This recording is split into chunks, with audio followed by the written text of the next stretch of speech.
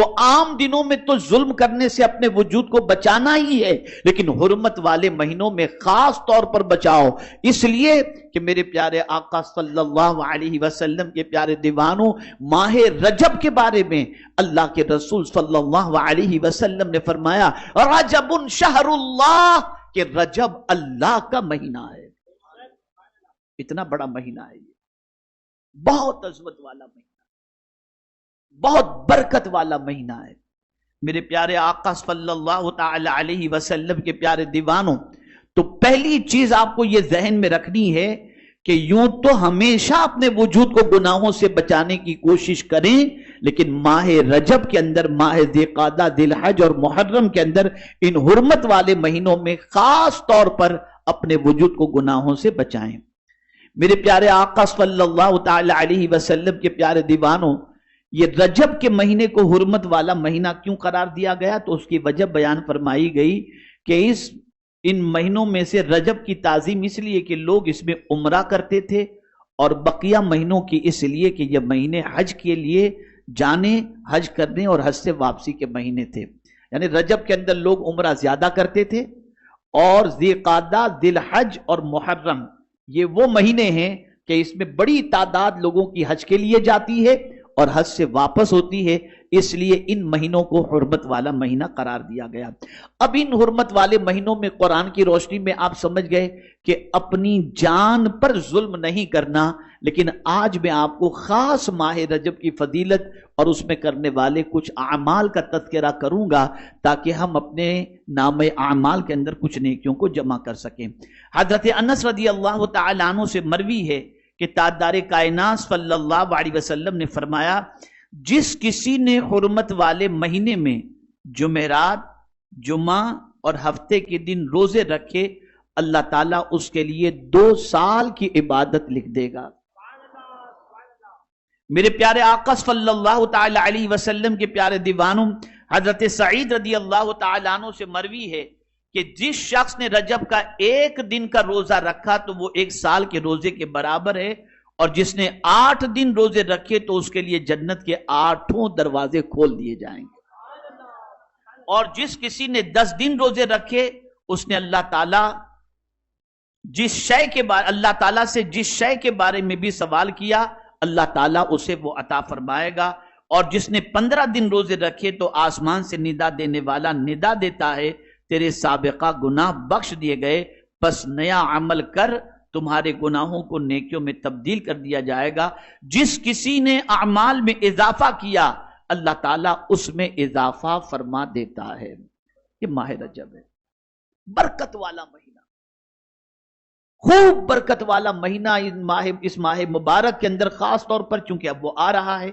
اور باقی حرمت والے مہینے ابھی باقی ہیں، اس مہینے کی تیاری میں لگ جائیں، اور جتنی عبادت، روزے، تقوی و طہارت اختیار کر سکتے ہوں ضرور اس میں کرنے کی کوشش کریں۔ اور اسی ماہ مبارک میں ایک 27ویں شب آتی ہے جسے ہم شب معراج کہتے ہیں۔ اب اس کی فضیلت آپ سماعت فرمائیں۔ امام بہقی نے حضرت انس رضی اللہ تعالیٰ عنہ سے مرفوع روایت بیان کی ہے کہ رجب میں ایک رات ہے جس میں اعمال صالحہ کرنے والے کے لیے 100 برس کی نیکیاں لکھ دی جاتی ہیں۔ شب معراج نیک کام کرنے والے کے لیے 100 برس کی نیکیاں لکھی جاتی ہیں۔ اب اس میں ایک عمل بتایا گیا کہ شب معراج میں اگر کوئی شخص اس طریقے سے نماز پڑھے تو اس کا فائدہ کیا ہے؟ میرے پیارے آقا صلی اللہ تعالی علیہ وسلم کے پیارے دیوانوں، جس کسی نے شب معراج میں 12 رکعتیں نوافل پڑھے اور ہر رکعت میں سورہ فاتحہ اور اس کے ساتھ قرآن کریم کی کوئی سورت پڑھتا رہا، اور ہر 2 رکعت پر تشہد کیا اور ان کے آخر میں سلام پھیر دیا، پھر 100 بار یہ پڑھا سبحان اللہ والحمد للہ ولا الہ الا اللہ واللہ اکبر، پھر 100 بار اللہ سے استغفار کیا، اور پھر 100 بار حضور صلی اللہ علیہ وسلم پر درود پاک پڑھا۔ اب سنیے گا اس کی فضیلت، تو وہ امور دنیا اور امور آخرت میں سے جو چاہے اپنے لیے اللہ سے مانگے، اور پھر صبح کو روزہ رکھے، اللہ تعالیٰ اس کی ہر دعا کو قبول فرمائے گا، بشرطے کہ وہ گناہ کا کوئی سوال اللہ سے نہ کرے۔ یہاں ایک بات میں خاص طور پر عرض کر دوں کہ عام طور پر یہ بڑی راتوں کی عبادت اور نوافل کے فضائل بیان کیے جاتے ہیں، لیکن یہ نوافل اسی وقت قبول ہوں گے جب ہماری قضا شدہ نمازیں ہم ادا کر لیں۔ تو آپ کی اگر کوئی نماز ماضی میں قضا ہوئی ہے تو آپ جتنی رکعتیں اس کے اندر بتائی گئیں اتنی اگر آپ قضائے عمری اپنی پڑھ لیں تو جو ثواب اس نفل پر اللہ عطا فرمانے والا ہے اس قضائے عمری پر بھی اللہ وہ ثواب عطا فرمائے گا۔ میرے پیارے آقا صلی اللہ علیہ وسلم کے پیارے دیوانوں، خاص طور پر شب معراج میں عبادت و ریاضت کا بھرپور اہتمام کریں۔ علامہ بہقی رحمت اللہ تعالی علیہ نے حضرت انس رضی اللہ تعالیٰ عنہ سے مرفوعاً روایت کی ہے کہ مہینوں میں سے رجب کا مہینہ انتہائی حیران کن ہے، وہ شہر اللہ ہے، اور جو رجب کے مہینے کی تعظیم کرے گا گویا اس نے اللہ تعالیٰ کے امر کی تعظیم کی، یعنی اس کے حکم کی تعظیم کی، اور جو اللہ تعالیٰ کے امر کی تعظیم کرے گا اللہ تعالیٰ اسے نعمتوں بھری جنت میں داخل فرما دے گا،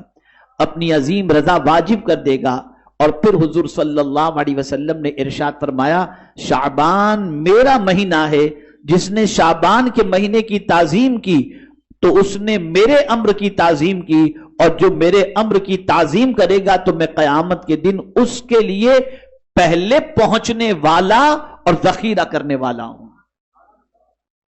اے رسول اعظم صلی اللہ تعالی علیہ وسلم کے دیوانوں، اس لیے ضرورت اس امر کی ہے کہ ماہ رجب کا بھرپور احترام کریں، اس کی تعظیم کریں اور اس کے اندر اپنے وجود کو گناہوں سے بچانے کی کوشش کریں۔ میرے پیارے آقا صلی اللہ تعالی علیہ وسلم کے پیارے دیوانوں، اعلیٰ حضرت عظیم البرکت امام عشق و محبت نے فتاوی رضویہ میں ماہ رجب کا ایک نام ذکر فرمایا ہے کہ اس ماہ کا ایک نام یہ بھی ہے، ماہ رجب المرجب کا ایک نام شہر اسم، یعنی بہرا مہینہ۔ بہرا سمجھتے ہیں نا آپ، جو کچھ سنتا ہی نہیں، تو اس کا نام اعلیٰ حضرت فرماتے شہر اسم بھی ہے۔ اعلیٰ حضرت عظیم البرکت امام عشق و محبت فتاوی رضویہ میں اس نام کی وجہ کچھ یوں ارشاد فرماتے ہیں،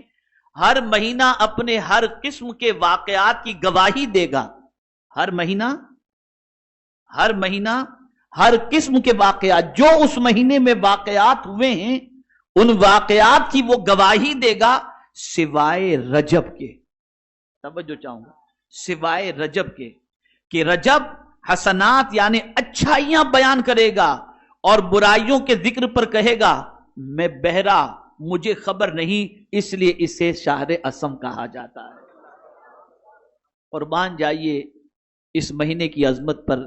میں جب اس کے بارے میں تھوڑا سا غور کرتا ہوں تو عقل دنگ رہ جاتی ہے کہ آخر اسی مہینے کو شہر اسم کیوں کہا گیا۔ تو ایک چیز یہ سمجھ میں آتی ہے کہ اس کی وجہ یہ ہے کہ یہ شہر اللہ ہے، یہ اللہ کا مہینہ ہے، اور اللہ اپنے بندوں سے بہت پیار کرتا ہے،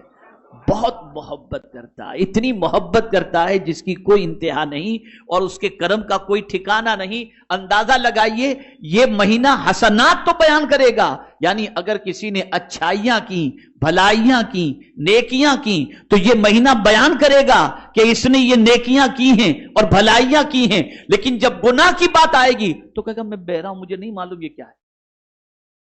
یہ سب کچھ صدقہ ہے مدینے کے تاجدار کا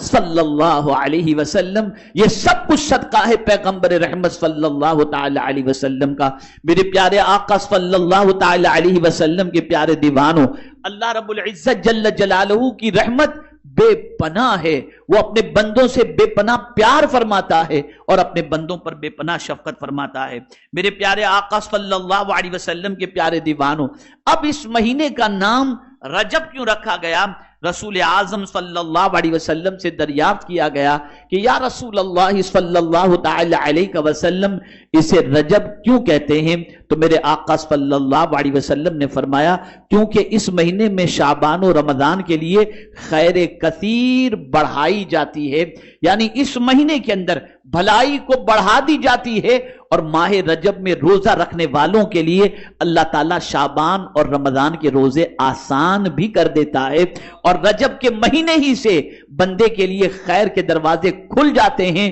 اور بھلائی کے اندر اضافہ ہوتا چلا جاتا ہے۔ اس مہینے میں انسان نیکی کرتا ہے تو نیکی کا اجر بھی اللہ بڑھا دیتا ہے دوسرے مہینوں کے مقابلے میں۔ میرے پیارے آقا صلی اللہ تعالی علیہ وسلم کے پیارے دیوانوں، اللہ اکبر، حضرت انس بن مالک رضی اللہ تعالیٰ عنہ سے مروی ہے کہ حضور صلی اللہ علیہ وسلم نے فرمایا، جنت میں ایک نہر ہے جس کا نام رجب ہے، جو شخص رجب میں ایک دن روزہ رکھے گا اللہ تعالیٰ اس نہر سے اس کو سیراب فرمائے گا۔ جنت کی نہر کی بات ہے یہ، اور جنت کی نہر کا کیا کہنا۔ حضرت علی ابن حسین رضی اللہ تعالیٰ عنہما سے مروی ہے کہ رسول اعظم صلی اللہ علیہ وسلم نے فرمایا، جس نے رجب کی رات کو زندہ کیا اور دن میں روزہ رکھا تو اللہ تعالیٰ اسے جنت کے پھلوں میں سے کھلائے گا، اور انہیں صاف ستھری پاکیزہ شراب پلائی جائے گی جس پر مہر لگی ہوئی ہوگی، یعنی ایک دم سیل پیک ہوگی، اور جیسے ہی وہ بندہ ماہ کی رجب کا روزہ رکھنے والا اور عبادت کرنے والا جب اللہ کی بارگاہ میں پہنچے گا تو اس سیل پیک مہر والی شربت اور شراب کی بوٹلز کے ذریعے اللہ عز و جل اس بندے کو شراب عطا فرمائے گا، یعنی پاکیزہ شراب، جو وہاں کی شراب ہے، یہاں والی شراب نہیں جیسے جو مارکیٹ میں بکتی ہے۔